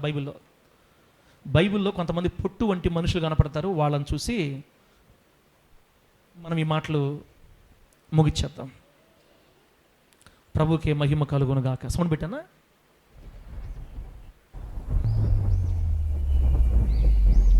స్తోత్ర పెట్టన్నా, పెట్టి చప్పలు కొడదాం గట్టిగా.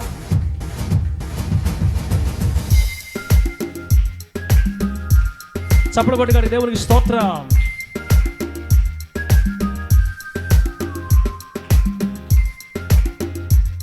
దుష్టులు గాలి చెదరగొట్టు పొట్టు వలె ఉంటారు.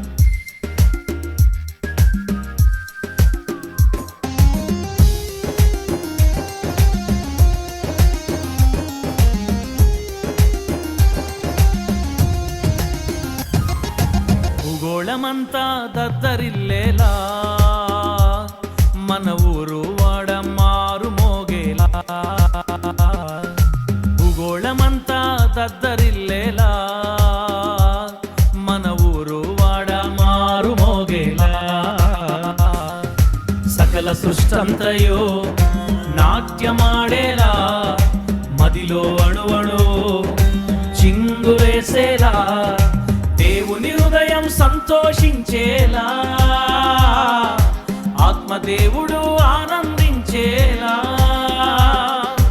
అన్యజనుల కనుమబ్బు తొలగేలా, సందడి చేతులలో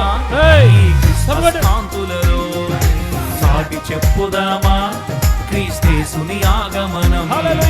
గానము చేసేదమా యేసుని గుణాతిశయములనే, ఆరాధించెదమా మన పూర్ణ హృదయము. గాలి చెదరగొట్టు పొట్టు వంటి దుష్టుల జాబితాలో నువ్వు నేను ఉండకుండా దివారాత్రములు యెహోవా వాక్యమును ధ్యానించే భక్తి పరులమై ఉందుముగాక. స్తోత్ర.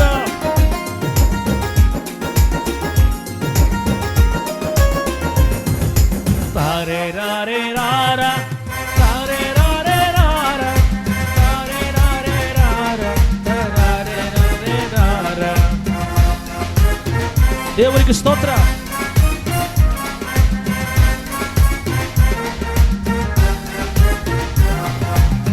మనసి శిక్షకు ప్రతిగా తానే శిలువ శిక్ష పొందినాడే, తన నీతిని బహుమానంగా మనకందరికిచ్చాడే.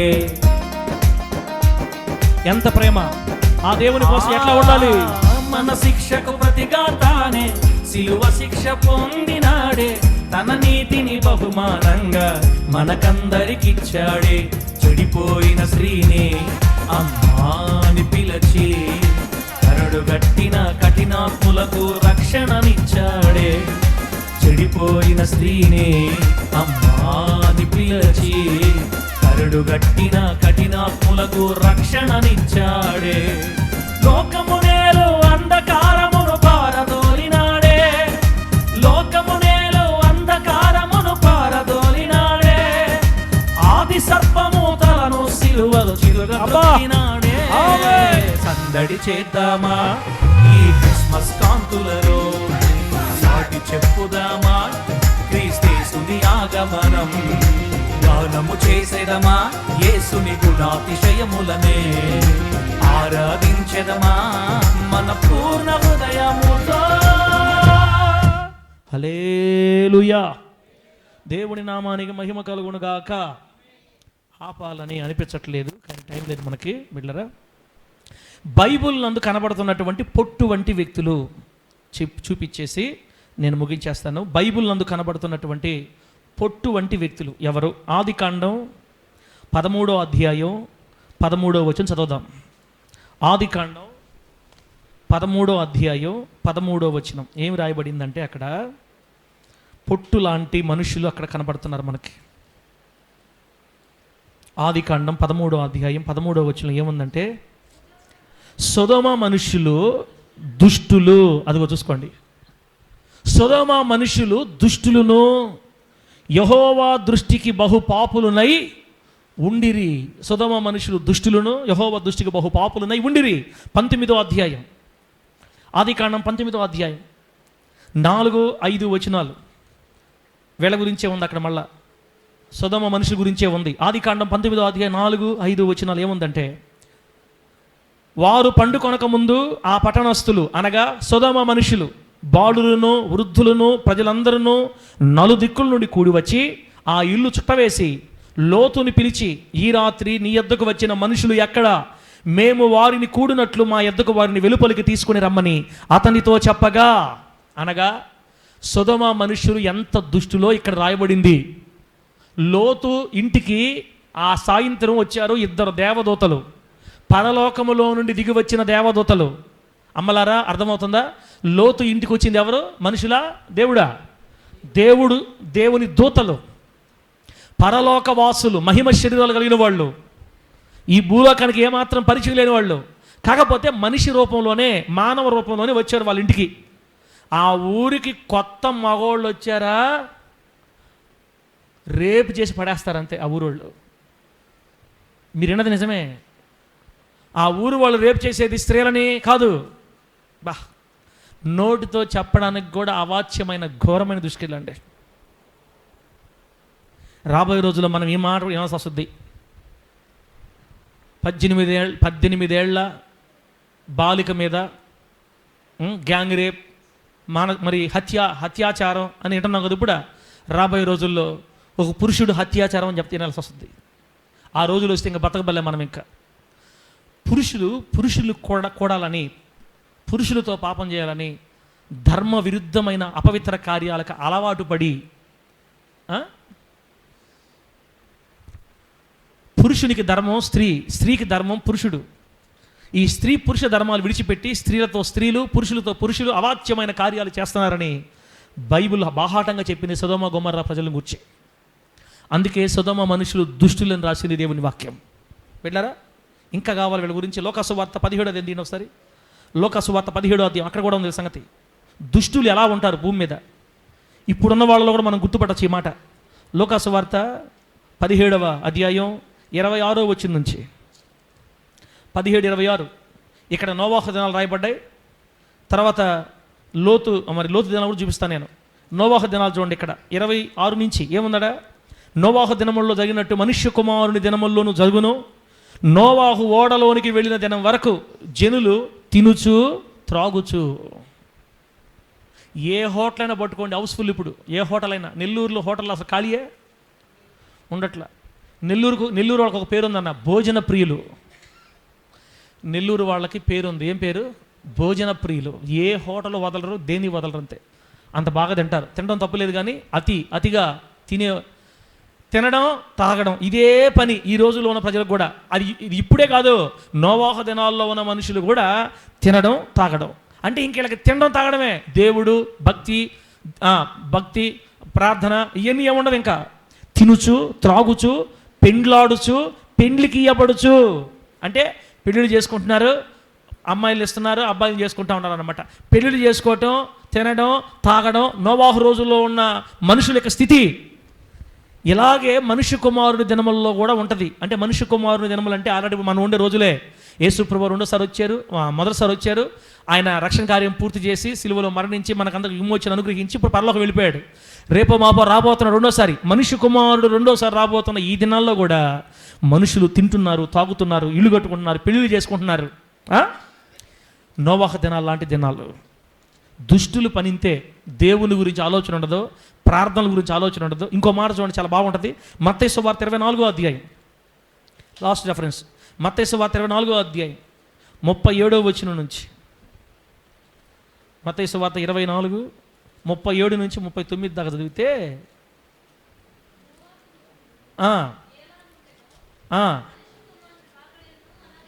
అక్కడ కూడా నోవాహు దినాలేనా?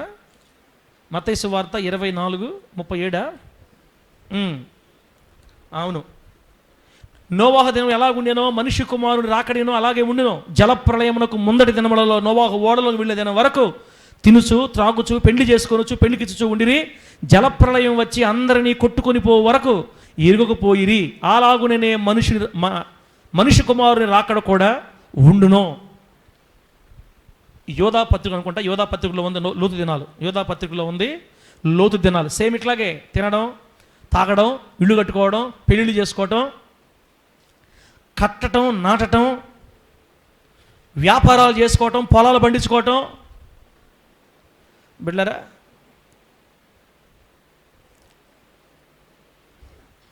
ఈ రోజుల్లో వ్యాపారాలకి ఎక్కువ, వ్యాపారాలు, చేతి పనులు. బిడ్డలారా, దేవుని పనులు కూడా మానేసి పని చేసుకునే వాళ్ళు ఎక్కువగా పనుల్ని, డబ్బుని ప్రేమించి వ్యాపారాలు చేసుకుంటూ, ఇల్లు కట్టుకుంటూ, పెళ్ళిళ్ళు చేసుకుంటూ, పొలాలు పండిస్తూ, దేవుని సన్నిధికి రాకుండా, దేవుని గురించి ఆలోచించకుండా, ఆదివారం కూడా ప్రభు సన్నిధికి రాకుండా డబ్బు డబ్బు డబ్బు డబ్బని సొదొమ గొమొర్రా ప్రజల్లాగా దుష్టులు, బహుపాపులై, స్వలింగ సంపర్కులై స్వేచ్ఛాయుత శృంగారాన్ని అవలంబిస్తా జల ప్రళయం వచ్చి అందరినీ కొట్టుకొని పోయే వరకు ఎలాగైతే దేవుని మాట వినకుండా, దేవుని ఎరగకుండా జీవించారో, ఈ రోజు ఉన్నటువంటి అనేక మంది ప్రజలు కూడా, మన రోజుల్లోని అనేక మంది ప్రజలు కూడా దేవుని గురించి ఏమాత్రం ఆలోచించకుండా తినడం, తాగడం, ఇల్లు కట్టుకోవడం, పెళ్ళిళ్ళు చేసుకోవటం, వ్యాపారాలు చేసుకోవటం, పంటలు పండించుకోవటం, ఇదే పని. సంపాదన. నేనేం చెప్తున్నానంటే, బైబిల్లో కనబడిన పొట్టు వంటి మనుషుల జాబితాలో మొట్టమొదటి వాళ్ళు సొదొమ గొమొర్రా ప్రజలు. ఈ సొదొమ గొమొర్రా ప్రజల గురించి మన బైబిల్లో చదివితే, ఆకాశము నుండి యెహోవా దేవుడు అగ్నిని, గంధకాల్ని కురిపించాడంట. చెప్పండి అమ్మా, ఏం కురిపించాడు? ఆకాశం నుండి అగ్ని, గంధకాలు కురిపించి ఆ ఊరిని సమాధి చేశాడు ఆ అగ్ని గంధకాల కింద. ఒక్కరు కూడా బతకలేదు బిడ్డ, ఒక్కరు కూడా బతకలేదు. చివరికి నాశనం అయిపోయారు. దుష్టుల మార్గం నాశనమునకు నడుపునని రాయబడినట్లుగా సొదొమ గొమొర్రా ప్రజలు చివరికి నాశనం అయిపోయారు. పిల్లలు బతకలేదు, పెద్దవారు బతకలేదు, ఇళ్ళు కాలిపోయాయి, వారి ఆస్తులు కాలిపోయాయి, అన్నీ కాలిపోయాయి. ఆ ఆస్తిలోనే లోతు గారి ఆస్తి కూడా కాలిపోయింది. లోతు కట్టుబట్టలతో బయటపడ్డాడు. బిడ్డలారా, నేనేమంటున్నానంటే, పొట్టు లాంటి జీవితం ఎప్పటికైనా మనకు ప్రమాదం. దుష్టత్వంతో కూడిన జీవితం ఎప్పటికైనా మనకు ప్రమాదం. జాగ్రత్త ఉండకపోతే మనకే నష్టం, నీకే నష్టం. జలప్రళయం వచ్చి అందరినీ కొట్టుకుపోయేదాకా నోవాహు కాలంలో ఉన్న వాళ్ళకి తెలియలేదు దేవుని గురించి. తెలియలేదు కాదు, ఎన్నిసార్లు చెప్పాడు నోవాహు గారు దేవుని వాక్యం. ఎన్ని సంవత్సరాల నుంచి ఈ మందిరంలో మనం దేవుని మాటలు చెప్తున్నాం. చుట్టుపక్కల వాళ్ళు ఎన్ని సంవత్సరాలు చెంటున్నారు, వినరు అంతే. జలప్రళయం వచ్చి కొట్టుకుపోయేదాకా, ఆరని అగ్ని గంధకములతో మండే గుండంలోకి పోయేదాకా వీళ్ళు కూడా తెలుసుకుంటట్లేరని. వెళ్ళారా, లోకంలో ఉన్న వాళ్ళందరూ ఇలాగే ఉన్నారు. ఈ రోజున మనం ఏం చేయలేం, ప్రార్థన చేయడం తప్ప, దేవునికి అప్పగించుకోవడం తప్ప. కానీ నువ్వు నేను జాగ్రత్త పడకపోతే వాళ్ళతో పాటు మనం కూడా ఆ గుంపులో కలిసిపోయే ప్రమాదం ఉంది. కాబట్టి ఈ పొట్టు వంటి గాలి చెదరగొట్టు పొట్టు వంటి సొదొమ గొమొర్రా మనుషుల్లా కాకుండా నీవు నేను దేవుని కొరకు నమ్మకంగా యథార్థంగా నిలబడుదుము గాక. గట్టిగా చెప్పండి హల్లెలూయా. లాస్ట్ మాట ప్రార్థన చేసుకుందాం. ఇంకొక ఉదాహరణ చదివించనులే, తర్వాత మీరు చదువుకు ఇంటి దగ్గరికి వెళ్ళి నిర్గమకాండం 5వ అధ్యాయం మొదటి 2 వచనాలు చదివితే, నిర్గమకాండం 5వ అధ్యాయం మొదటి 2 వచనాలు చదివితే అక్కడ ఒక దుష్టుడు కనపడతాడు మనకి. ఆయన ఒకటే మాట అంటున్నాడు. మోషే అహరోనులు అక్కడికి వచ్చి ఆయన దగ్గరికి వచ్చి, అయ్యా రాజుగారు, మా దేవుడు మా ప్రజల్ని 3 రోజులు అరణ్యంలోకి వెళ్ళి ఆయన్ని ఆరాధించమని చెప్తున్నాడండి. కాబట్టి మా ప్రజలు నువ్వు పంపిస్తే ఒక 3 రోజులు మేము అరణ్యంలోకి వెళ్ళి దేవుని ఆరాధించి వస్తామంటే, మోషే అహరోనులు ఆ మాట అంటే, అప్పుడు ఫరో అంటున్నాడు 2వ వచనం, ఫరో నేను అతని మాట విని ఇజ్రాయేలీలను పోనిచ్చుటకు యెహోవా ఎవడో యెహోవా నేను ఇశ్రాయేలు పోనీను, నేను యెహోవాను ఎరగను, ఇశ్రాయేలు పోనీను అని అక్కడ రాయబడింది. యెహోవా ఎవడో అన్న మాటకి ఆ తర్వాత ఏం జరిగిందో మీకు తెలుసు. దుష్టుల్లో ఉన్న తత్వం ఎట్టాడంటే దేవుడు గురించి చెప్పా, ఆ దేవుడు ఎవరా అని అంటారు. పద్దలు ఇస్తే నాకు చెప్పాక ఆ దేవుడు నాకు పడదు అంటుంటారు. ఆ దేవుడికి మాకు అవసరం లేదులే, ఆయన మాకేంది 3 మేకులు 4 చెక్కలు 3 మేకులు బీక్కులు దేవుడు ఎట్టయితాడు ఆ దేవుడు. గేసు పీసు రకరకాల పేర్లు పెడుతున్నారు ఇప్పుడు మన దేవుడికి. యేసు అయితే గేసు అని అంటున్నారు, యేసు అయితే పీసు అంటున్నారు. ఈ యూట్యూబ్లో వీడియో మరి ఫేస్బుక్లో భయంకర బూతులు. మరియమ్మ వ్యభిచారి అంటున్నారు, రోమా సైనికుడితో పాపం చేసి కనింది అంటారు. రకరకాల మాటలు మాట్లాడుతున్నారు యేసయ్యని మరియమ్మని. బిడ్డలారా, వీళ్ళందరూ నిత్య నాశనం కోసం ఎదురు చూస్తున్నారు. రేపటి రోజున నిత్య నాశనం.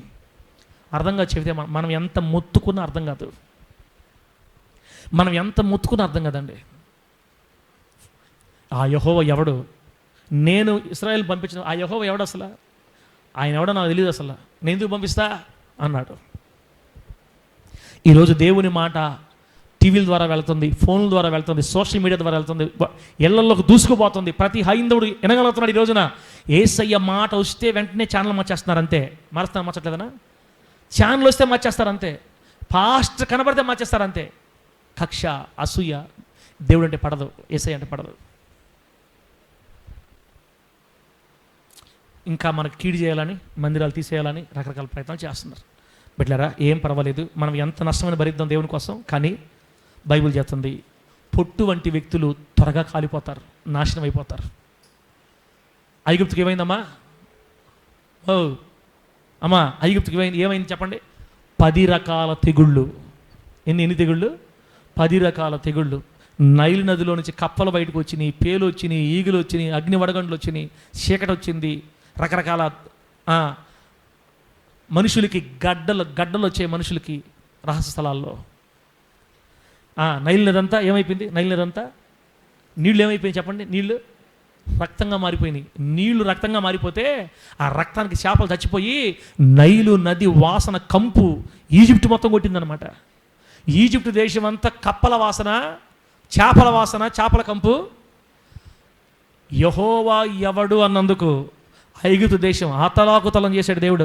యెహోవా దేవుడు అతలాకుతలం చేశాడు అంతే. లాస్ట్కి ఏమన్నారు తెలుసా?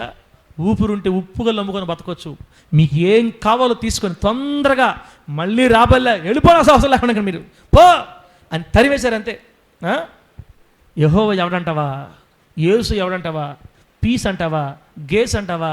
3 చెక్కలు అంటావా? 4 మేకులు అంటావా? ఉందరా ఆగు ఆగు ఆగు ఆగు ఆగు ఆగు ముందు ముసళ్ళ పండగ ఆగు. సృష్టికర్తని ఎట్లా పడితే అట్లా మాట్లాడితే, సృష్టిని దేవుడిగా పూజిస్తా సృష్టికర్తను వదిలేసిన నీకు అది మామూలు నాశనం కాదు. అలా ఎవరు నశించిపోకూడదనే ఇన్ని వాక్యాలు వినిపిస్తున్నాడు దేవుడు ఈ రోజున. అయినా తీసుకోవట్లా, మనం ఏం చేయగలుగుతాం? బిడ్డలారా, దుష్టుడు ఫరో, మనసును కఠినం చేసుకున్నవాడు ఫరో, దుష్టత్వంలో ఉన్నవాడు ఐగుప్తీయులు. బిడ్డలారా, ఐగుప్తీయులు దూడని దేవుడికి ఆరాధిస్తారు. దూడని వాళ్ళు ఆరాధించే దేవుడు దూడ రూపంలో ఉంటాడనమాట. అందుకే ఇశ్రాయేలీలు బయటకు వచ్చి ఆ సేనా పర్వతం దగ్గర ఏ బొమ్మ చేస్తున్నారన్నా? దూడను చేసుకున్నారు. ఆ దూడ పేరు ఏం పేరు తెలుసా? వాళ్ళ దేవత దూడ హతోర్, ఆ దేవత పేరు హెచ్ఏ హతోర్. వాళ్ళు దూడని దేవతకు ఆరాధిస్తారు. తర్వాత ఎద్దును కూడా వాళ్ళ దేవుడికి పూజిస్తారంట. ఎద్దును కూడా ఆ రోజుల్లో ఎద్దుని, ఆ దేవుడి పేరు ఏం పేరు తెలుసా? యాపిస్.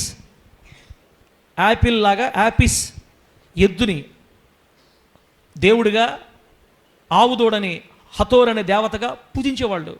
సృష్టికర్తను గుర్తించకుండా ఏమంటే ప్రకృతిలో ఉన్నటువంటి జంతువుల రూపాలుగా మార్చి దేవుడిని పూజించినందుకు, యెహోవా దేవుడు తన దగ్గరికి మనుషులు పంపిస్తే గుర్తుపట్టకుండా, ఆయన గొప్పతనాన్ని గుర్తించకుండా యెహోవా ఎవడు అన్నందుకు దేవుని మీద తిరగబడిన కారణం చేత ఐగుప్తు నైలు నది పరివాహ ప్రాంతం అంతా 10 రకాల తెగుళ్ళ చేత అతలాకుతలమై ఫరో అతని సైనికులు మొత్తం ఎర్ర సముద్రంలో మునిగి సమాధి.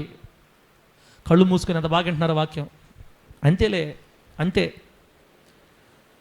బుర్రకథలాగా పాటలు పాడితే మళ్ళీ బాగా వింటారు మీరు. టండక్ టండక్ టండక్ అంటే చక్కని కళ్ళు తెరిచి బాగా మళ్ళీ హుషారుగా వింటారు. మళ్ళీ వాక్యం చెప్తే మళ్ళీ సైలెన్స్. సైతాన్ గడ పని చేస్తున్నాడు మన మీద. వాడి కట్లన్నీ యేసు నామములో కూలిపోవునుగాక. మీ కళ్ళల్లో యేసు రక్తం పొయ్య అగ్ని అగ్ని అగ్ని అగ్ని కాల్చును గాక. మీ కళ్ళని పరిశుద్ధాత్మ అగ్ని మండాల. మీ అగ్ని కళ్ళు ఎప్పుడు కళ్ళు తెరవబడి ఉండాలా యేసునామములో. కళ్ళు ముయ్యాలంటే భయం కలగాలి మీకు యేసునామములో.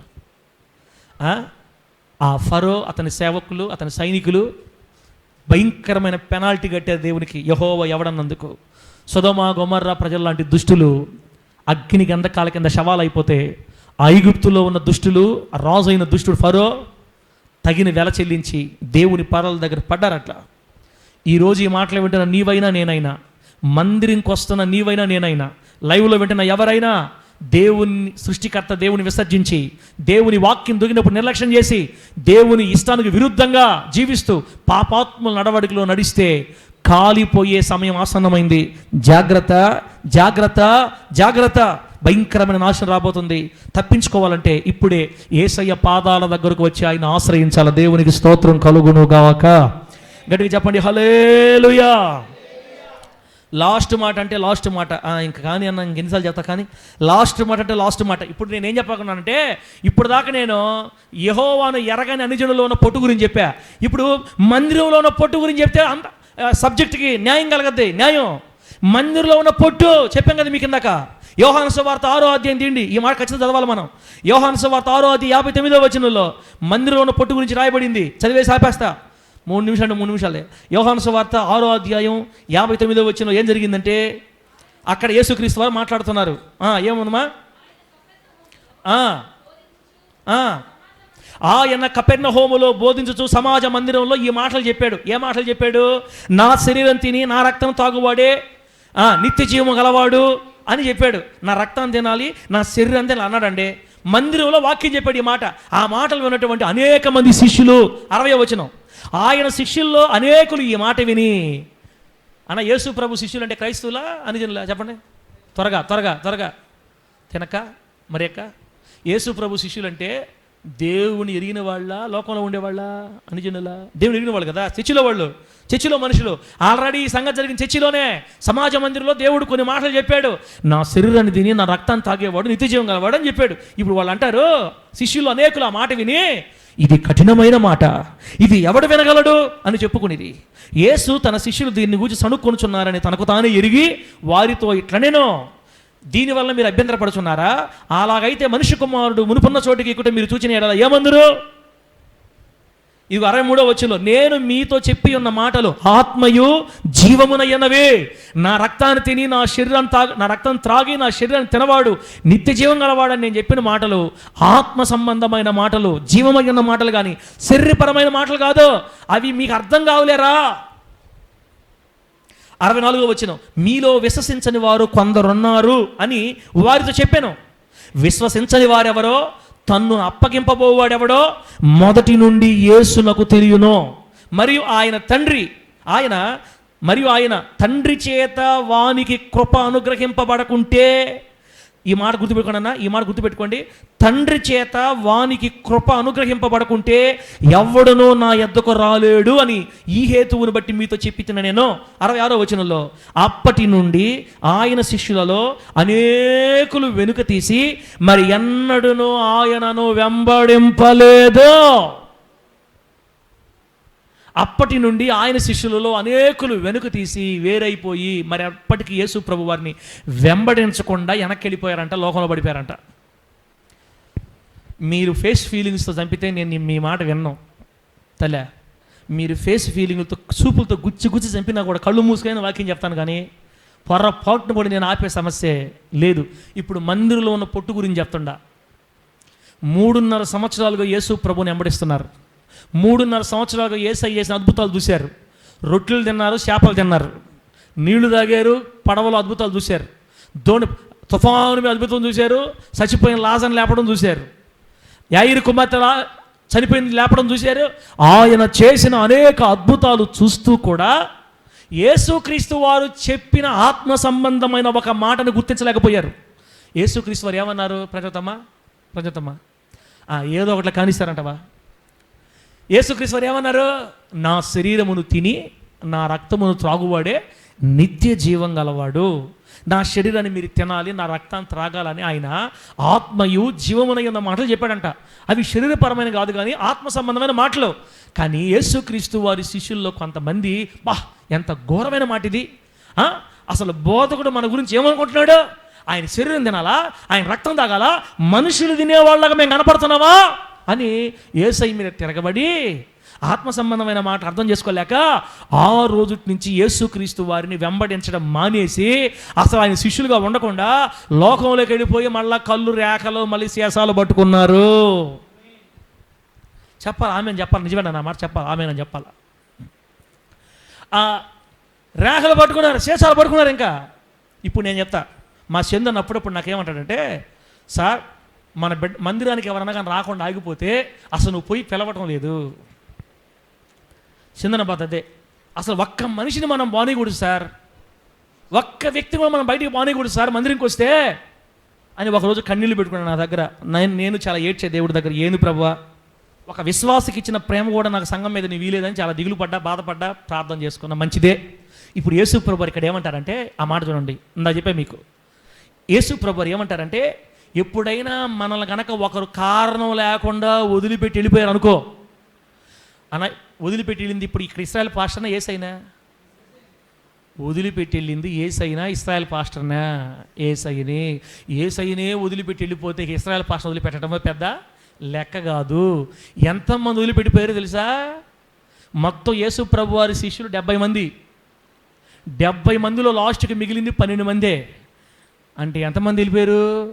58 మంది ఒకేసారి కట్టగట్టుకొని యేసయ్యకి ఎదురు తిరిగి ఈ చర్చి వద్దు, ఈ పాస్టర్ వద్దు, ఈ బోధకుడు వద్దు, ఎవరు వద్దని 58 మంది వెళ్ళిపోతే యేసు ప్రభువు అంటున్నారు, మీరు కూడా వెళ్ళిపోవాలనుకుంటున్నారా? చెప్పండి ఆయన, 12 మంది మీరు కూడా వెళ్ళిపోతారా? మీరు వెళ్ళిపోతారా? వెళ్ళిపోతారా? ఎక్కడికి పోయాం దేవా? ప్రభువా, బోధకుడా, నీవే నిత్య జీవపు మాటలు కలిగిన వాడివి, నిన్ను వదిలిపెట్టి ఎక్కడికి వెళ్తాం మేము? వాళ్ళలాగా మేము ఎందుకు వెళ్తామని పేతురు గారు చెప్పడం జరిగింది. మంచిదే.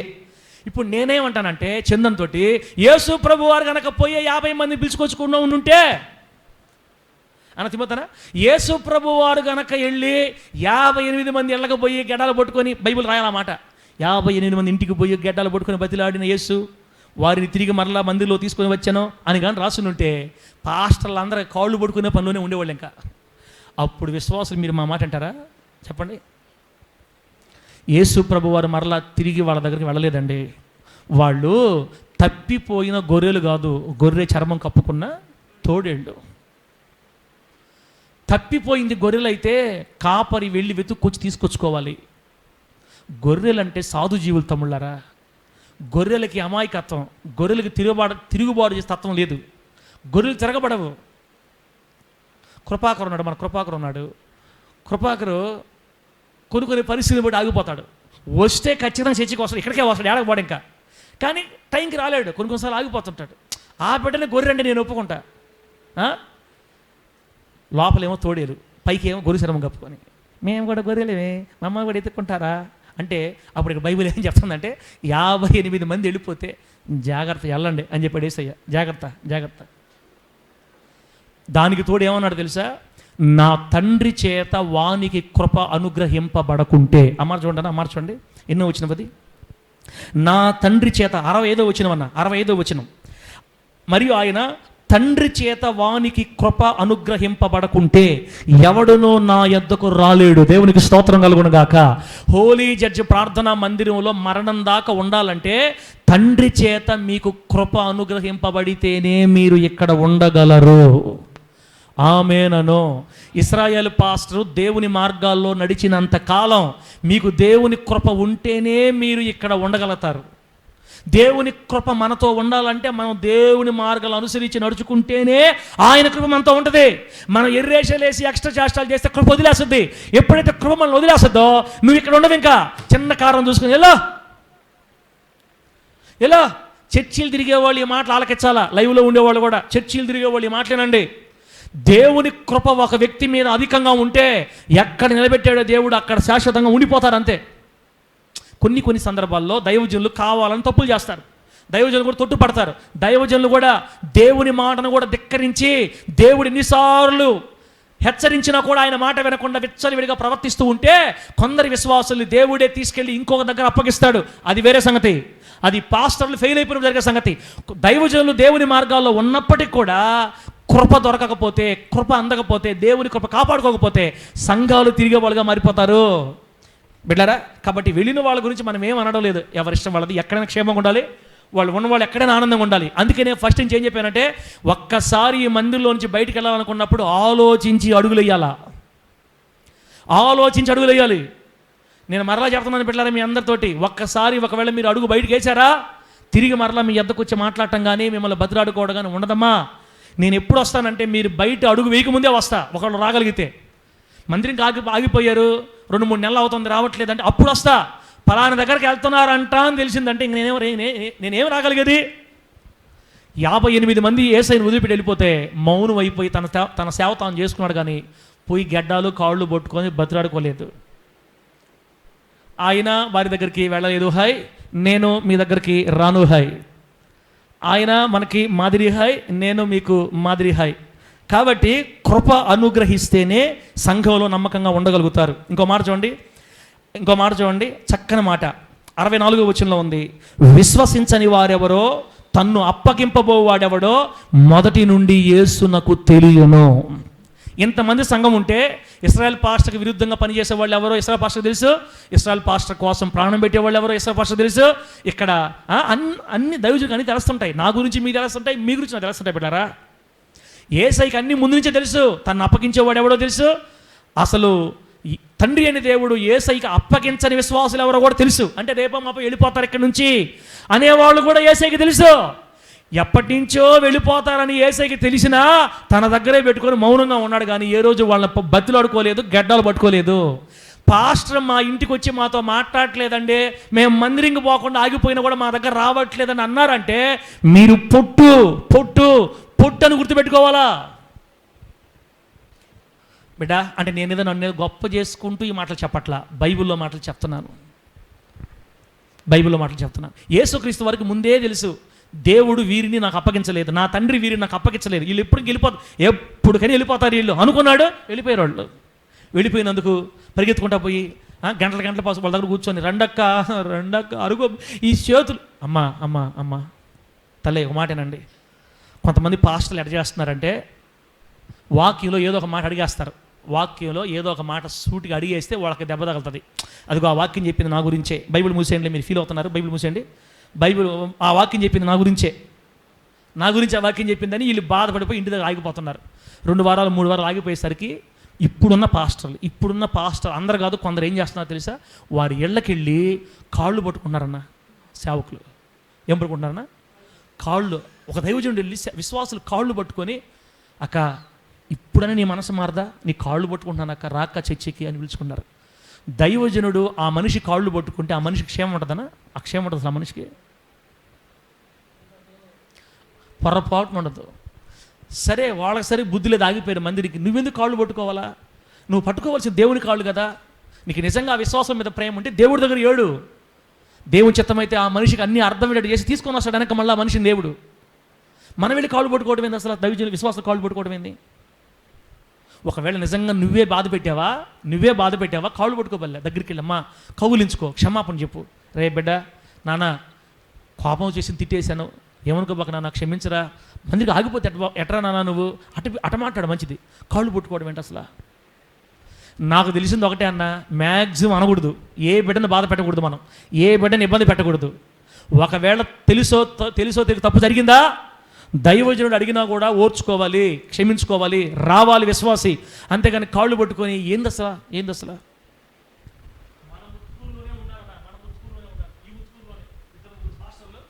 కాళ్ళు పట్టుకొని ఏడ్చేవాళ్ళు విశ్వాసులు. కాళ్ళు ఇజ్రాయెల్ పాస్టర్ కంఠంలో ఊపిరినంత వరకు ఆ పనులు జరగకూడదు.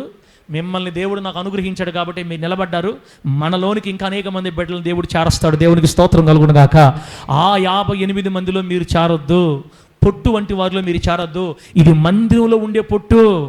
సంఘంలోనే ఉంటారు, కలిసి ఉంటారు, ప్రార్థనలకు వస్తుంటారు, వాక్యాల్లో తప్పులు పడుతుంటారు, వాక్యాల్లో తప్పులు పెట్టి కారణాలు చూపిస్తూ ఉంటారు, ఎప్పుడెప్పుడు వెళ్ళిపోదాం అనుకుంటా ఉంటారు. నష్టం నీకే తప్ప సంఘానికి సేవకులకు ఉండదని ఈ మాటలు నీకు గుర్తు చేస్తున్నాయి, మనకు గుర్తు చేస్తున్నాయి బిడ్డలారా. లాస్ట్ మాట, తనను అప్పగింపబోవాడెవడో యేసుకు ముందే తెలుసు. ఈయనొక పొట్టు. ఇస్కరియోతు యోధ ఈయనొక పొట్టు.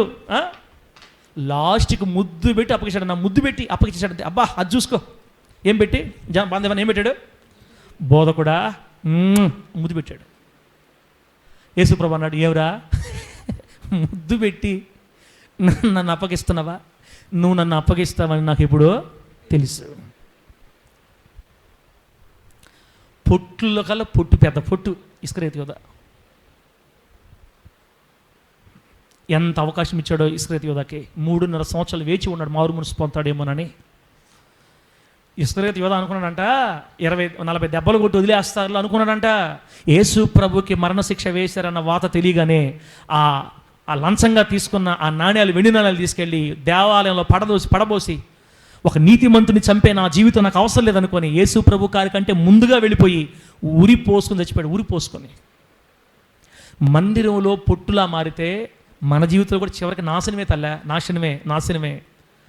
58 మంది దీవించబడలేదు, వాళ్ళు నాశనం వెళ్ళిపోయారు. ఇదిగో ఇస్కరియోతు యోధ కూడా చివరికి ప్రాణం పోగొట్టుకున్నాడు. ఆ తాడు దిగిందో ఏం జరిగిందో తెలియదు కానీ చెట్టు మీద నుంచి కింద పడితే ఆ రాళ్ల మీద బాడీ పడిందంట. ఆ రాళ్ళు గుచ్చుకుపోయి పేగులు బయటకు వచ్చినాయి అని అపోస్తుల కార్యాలు రాయబడింది. ఇస్కరియోతు యోధ పేగులు బయటకు వచ్చాయి. పాస్టర్ నా కాళ్ళు పట్టుకోవాలి, పాస్టర్ నన్ను బతిలాడాలి, నేనంటే లెక్కలేదు పాస్టర్కి అనుకుంటున్నాం అనుకో, పేగులు బయటకు వస్తాయి రాబోయే రోజుల్లో. నీకు కాదులే, నాకు కాదులే, ఈ పేగులు రాకపోయినా ఆత్మ సంబంధమైన పేగులు బయటకు వస్తాయి. ఎందుకు వచ్చిన బాధ చెప్పు. అక్క సార్ మమ్మల్ని నువ్వు తిడుతున్నావా లేకపోతే మాకేం అర్థం కావట్లేదు, ఈ మధ్య రూట్ మార్చినట్టున్నావే, చెప్పాలనుకుని చెప్పేస్తున్నావు కానీ నవత చెప్తున్నావు నువ్వు. ఏం దాపరికం ఏమి లేదు లెక్క అనా, ఏం దాపరికం లేదు. మనం పొట్టులాగా ఉండకూడదని దేవుని ఆశ ఈరోజు. అంతే, దేవునికి స్తోత్రం కలుగును గాక. మందిరములో ఉన్న పొట్టు 58 మంది, మందిరంలో ఉన్న పొట్టు ఇస్కరియోతు యోధ. ఇంకా ఎందరో ఉన్నారు చాలు. ఈ ఇస్కరియోతు యోధలాగా కానీ, ఈ 58 మందిలాగా కానీ, ఫరో రాజులాగా కానీ, వాళ్ళెవరు సొదొమ గొమొర్రా పట్టణస్తుల్లాగా కానీ నువ్వు దుష్టత్వంలో ఉండకుండా నీ జీవితాన్ని ప్రభువుకు అప్పగించి ఈ రోజు నుంచి నువ్వు ఇంకా రోషంగా దేవునిలో సాగిపోవాలని మనందరి క్షేమాన్ని కోరుకున్న మన తండ్రి అనే దేవుడు మనతో 1వ కీర్తనలో నుంచి మాట్లాడాడు. దేవునికి స్తోత్రం కలుగునుగాక. గట్టిగా చెప్పండి హల్లెలూయా. మారరా? అందరూ బాగానే ఉన్నావులే, చిన్నవి మైనర్ రిపేర్లు ఉన్నాయి, అవన్నీ వదిలేసి దేవుడితో తీర్మానం చేసుకున్న తల్లే. అమ్మా పొర్రపాటును కూడా లేదు ఏం కదలేనా, పొర్రపాటును కూడా పొట్టులాగా ఉండొద్దు. ఏం కదలేనా, పొర్రపాటును కూడా పొట్టులాగా ఉండకుండా ఇటు చూడండి తల్లే, ఇటు చూడండి ఏం కాదులే అన్న. 2 కుర్చీలు వేసుకు. పొరపాటును కూడా పొట్టులాగా ఉండకుండా ప్రభు సన్నిధిలో నమ్మకస్తుగా బతకదాం. దేవుడి మాటలు మనందరికి ఆశీర్వాదకరంగా మార్చి వర్ధిల్ల చేయును గాక. ఆమేన్. కళ్ళు మూసుకోండి.